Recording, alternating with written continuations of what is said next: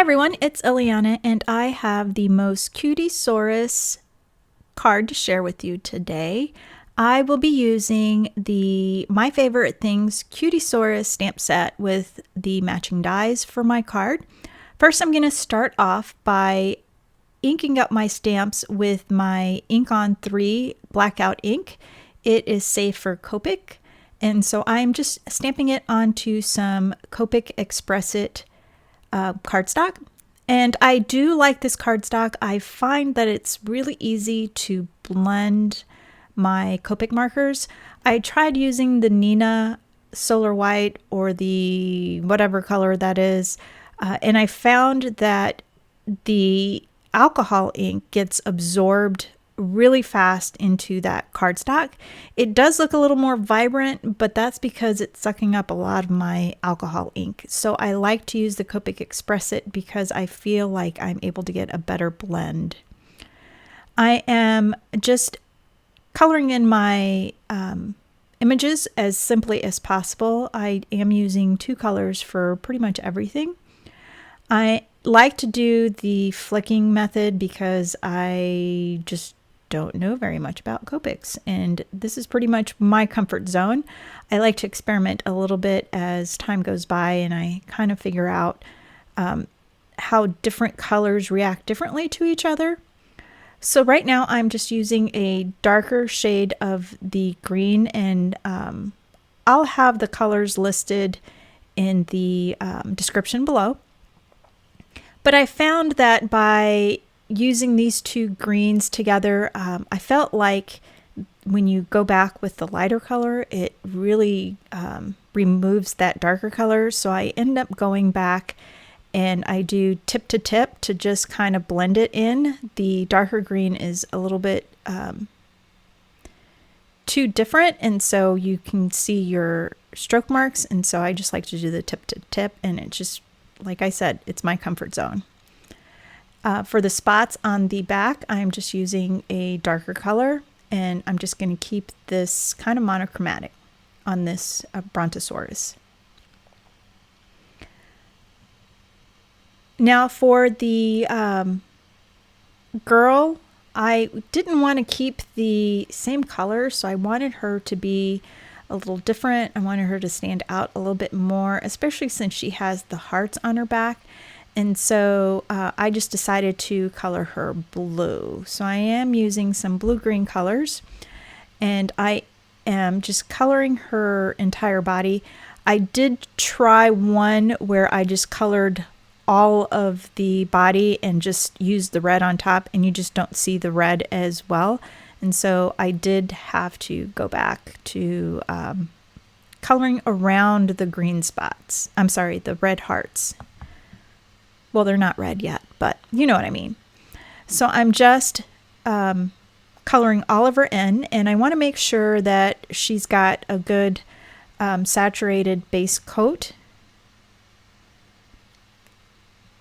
And then what I'll do is my tip to tip with a darker color. And so I'm just doing the bottom of the dinosaur, just kind of where the shadow would be. You don't have to be fancy or anything like that. It's a kid's card, you know. They don't really care. Now for the red, I'm just using a bright red, and I'm just coloring in all the little hearts. I do notice that the reds seem to bleed a little bit more than any other color. So I try to be very careful and just use the very tip. And if you do color outside the lines, you can just get your red gel pen. I'm sorry, not your red gel pen, your white gel pen. And you could just kind of cover everything up that goes beyond the line. Once I have my dinosaur all done, I'm going to pop it back into my mini MISTI, and I am going to do my favorite technique. I like to do overstamping, so I go back with my VersaFine Clair Nocturne ink, and it gives you a really bold dark black line, and then I like to add some clear embossing powder to it. Really makes those characters pop out. And I pretty much do that with any card that I do any kind of coloring with. It's my favorite technique.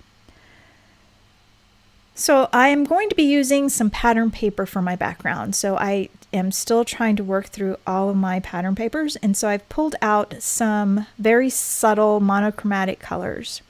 The different colors that I'm using are from Avery Elle, and the colors are lemongrass, sea glass, truffle, and thistle. So I'm using the sea glass here, and it's a little light here, but it is a light shade of blue, and I'm just taking my broken china with my picket fence life-changing blender brushes. I absolutely cannot live without these brushes. And you'll see in a little bit when I show you about the grass why I love these so much. So I'm just going to line up my favorite things. Cloud. This is the large cloud stencil. You do have two sides to the stencil, so you basically have 8 different configurations of clouds that you can use by simply rotating and flipping over your stencil. And so I am just going to be adding some clouds to the background. And I am going to stamp my sentiment directly onto the background too. So you'll see that in a little bit. Once I have my clouds done, I'm going to just clean off my stencil with my stamp chamois. And I'm going to use my Lawn Fawn stitch rectangle die to cut out my card front. Now that that's done, I'm going to flip it over. No, I'm sorry, I didn't flip it over. The opposite side of that color is the lemongrass, and so from my sample card, this was the leftover piece, and so this is what I'm cutting the grass with. And so when I have that cut out, I'm just going to use some, what color is this? Forest moss.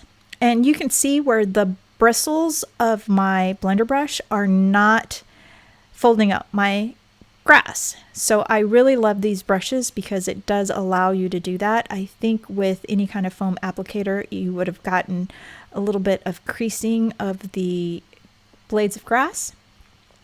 So I really love these brushes, if I haven't said that enough. And now I'm going to start piecing everything together. Nope, not yet. I'm going to make my mountains, and I'm using the My Favorite Things snow-capped mountains. And I'm just going to also use the truffle pattern paper from Avery Elle to attach the snow caps, which are the color thistle. I'm just using some liquid adhesive. And now I'm going to piece my card together. No, I take it back. Not yet. I'm going to go ahead and stamp my sentiment. And the sentiment says, "You are Cutiesaurus." You're a Cutiesaurus. And I'm just going to use some Nocturne ink with some clear embossing powder, just so that it coordinates with my stamped images. And you can see that the pattern paper is thinner, so you want to heat the back of the cardstock just to minimize some of that warping. Now I'm going to piece my card together. I'm going to add some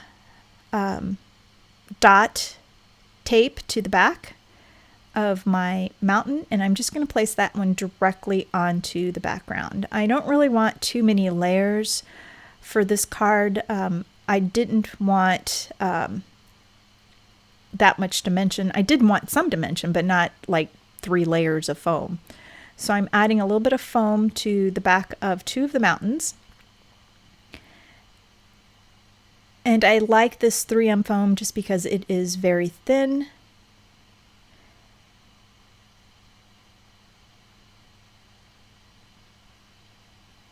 And I'm just using the grass as a guide so that you don't see the bottom of the mountain. And so I'm just placing it, and then I'm going to push it down. Same thing with the smaller mountain. I'm just going to remove the release tape, and then I'm just going to position it behind. And then for the grass, at first I was going to add foam, but then I thought, no, I don't really feel like it. And so I'm just using my dot tape runner. And it's going to sit flush on the bottom, but right where it meets the smaller mountains, you won't even tell that it's a different height. So now I've added on all of my images, and now I'm going back with my Wink of Stella. I added Wink of Stella to the hearts on the female dinosaur and on the male dinosaur, and I also added it to the snow caps. Now for the inside of my card, I'm just going to use my double dip notes, and I like to add 2 of them because then the recipient can actually give it away to 2 different people. Well, to one person, and then that person can pass it on to another person. Now I decided to add a little bit more detail, and so I'm just doing some little specks on the male dinosaur. I had an extra female, and I didn't like the way it looked, so I just kept her with the without the extra specks. I did want to add a deeper color, and so I'm using my Spica pens, or Spica, I'm not sure how to say that, but this is the red. And on the palm trees and on the male dinosaur, I'm using the melon, which is a shade of green. I think it's melon, I'm not sure. It's the green pen. And it's just another little bit of a detail. I know kids, they don't care, but I think it's cute. I like the way it looks. It makes me feel good when I'm done with the project, just to add that extra little bit of love onto a card. And if you notice, the sentiment is different on this one. I did make multiples of my card. I like to make multiples. I feel like I get my money's worth out of my cards or my supplies if I can make more than one card. And so here are the different cards. I did end up using lots of different colored paper. But thanks so much for stopping by. I hope you've enjoyed this video, and don't forget to give it a thumbs up. Have a great day.